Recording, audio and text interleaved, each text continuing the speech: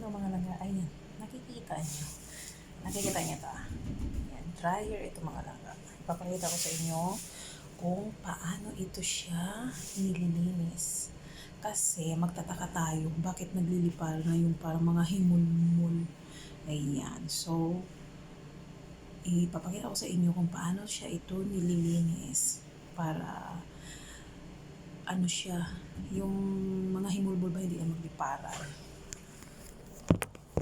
Ito, may tinatanggal dito. Ito.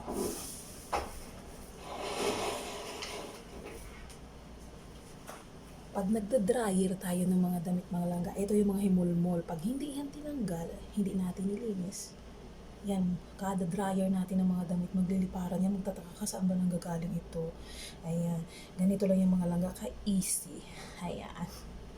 Di ba? 2 days lang ito ha. 2 days lang. Lagi ko ito nila. Yan, nagliliparan na, kita nyo. Ayan, ganyan yung mag-care ng mga gamit, mga langga ko. Ayan. Diba? Yan yun. Diba? Ang daming himulmul. Nagliparan na siya. Yan siya. Yan. Ayan. Ngayon yan. Lalagay ko siya dito sa plastic at itatapon na siya. Kita nyo yan mga himulmul niya.